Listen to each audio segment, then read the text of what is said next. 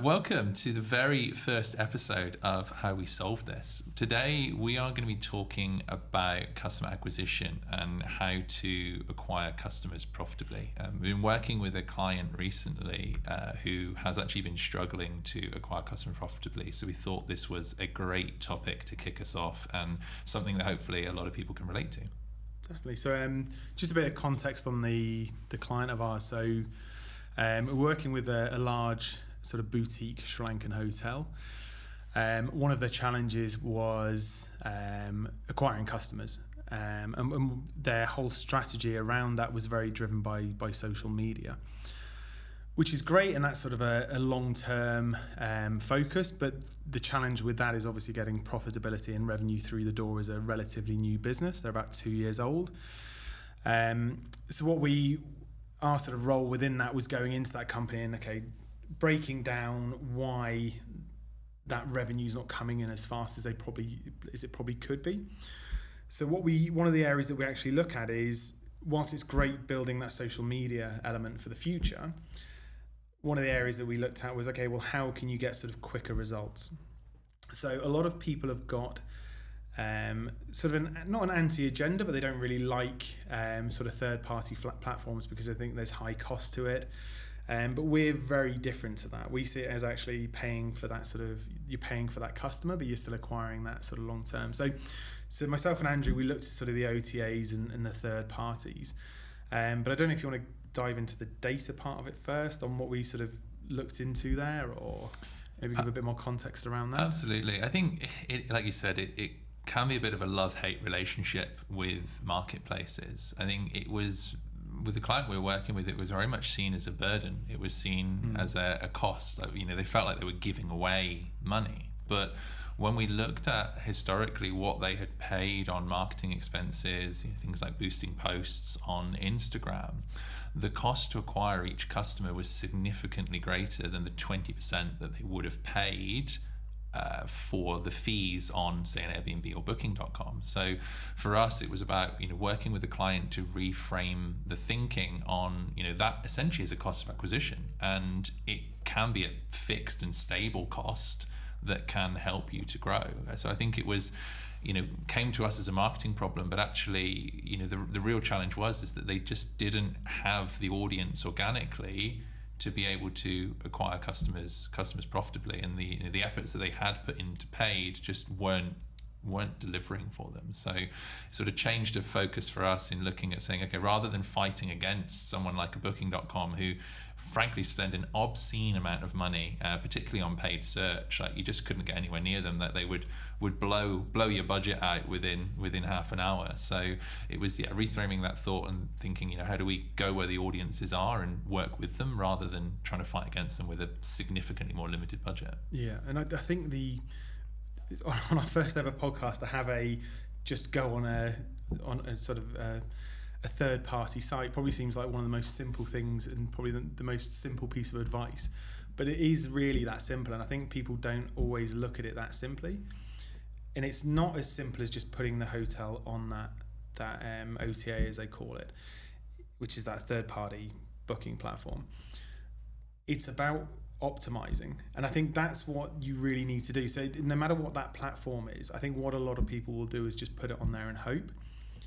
There's a lot more work to it. So for this particular client, what you want to do is look at who ranks high, why they're ranking high, what type of hotels do well in that area. There's a little tip on AirBNB. If you do searches in an area, it will come up with four selections for you, and it might be swimming pool, near the beach, near a bar or anything like that. That is actually data from Airbnb saying this is what most people search for in that area. So using things like that in your keywords when you're writing that on Booking.com or Airbnb is going to get you ranking high. So I think it's not just as simple as just get on that platform. It's also look at the pricing. Is your pricing in relation to sort of your competition?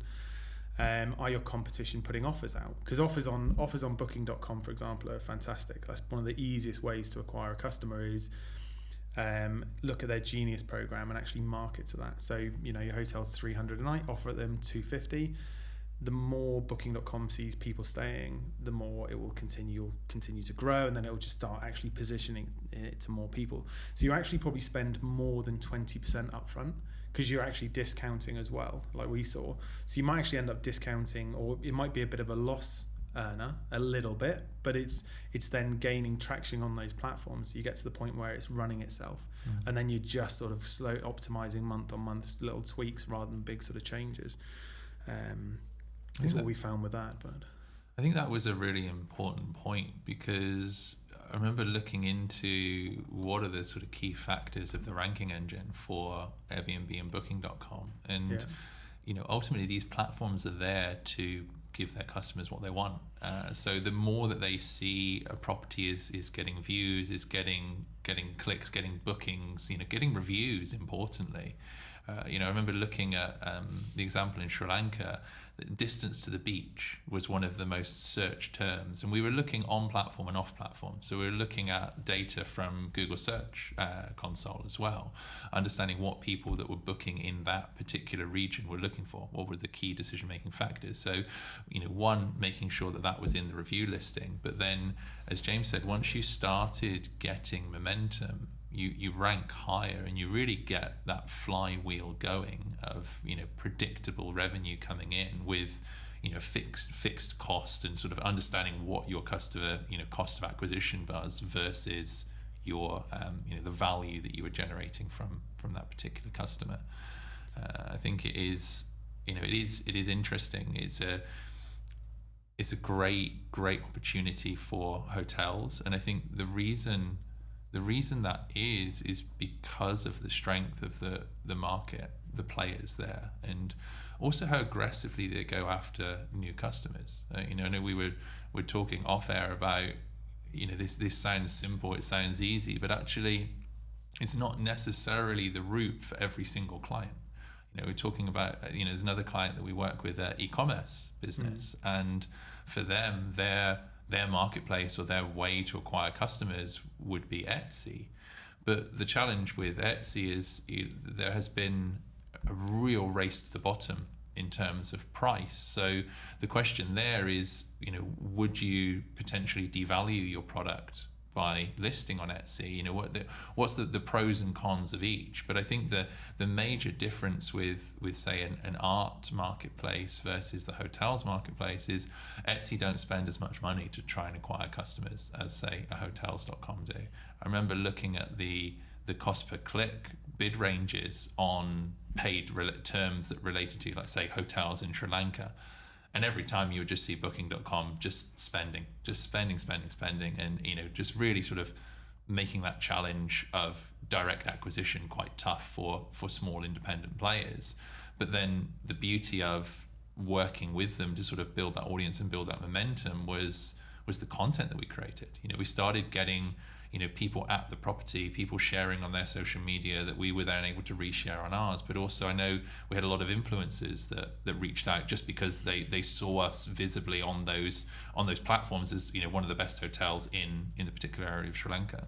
Yeah, exactly. And I think just back to your point of the whole Booking.com, if you type in, so if you typed in, I don't know, hotels in X, it doesn't matter where, Booking.com will always come first. Is that sponsored ad? 9 times out of 10.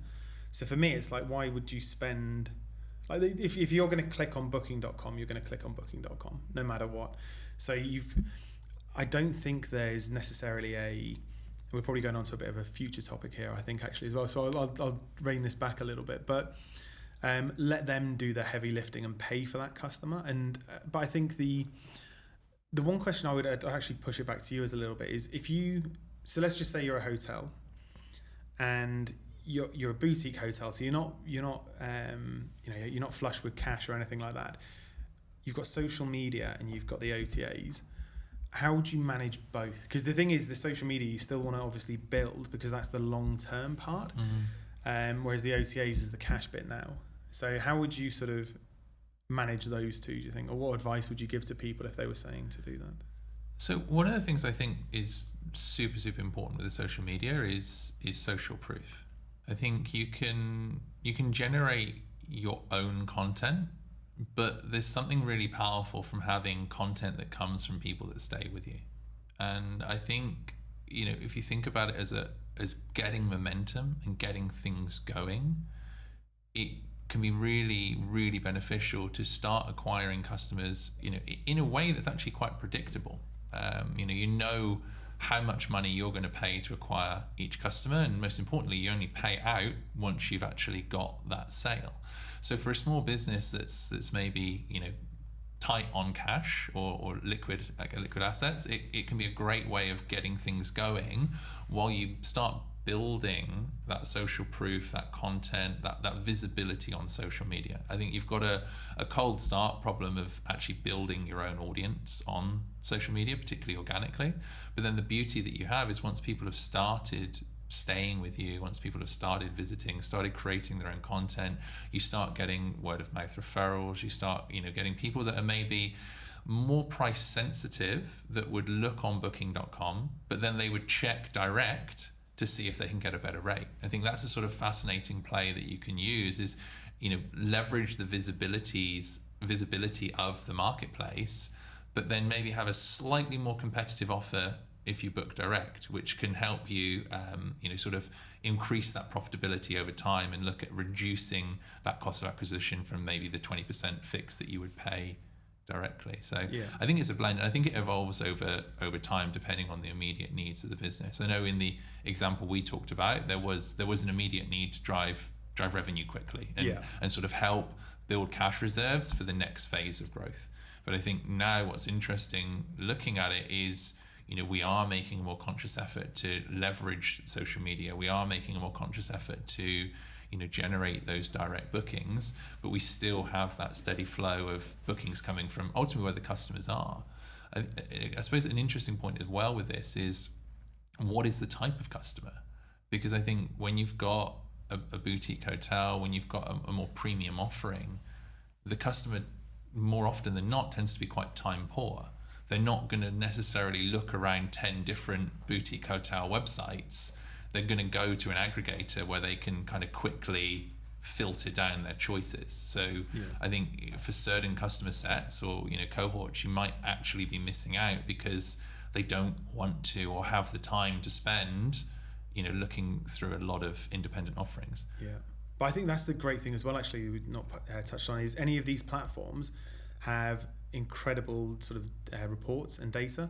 So absolutely. Booking.com, I know we're going very heavily down the hotel space, but it's Booking.com tell me where the customers come from, how they've booked is in the sense of how far in advance they booked.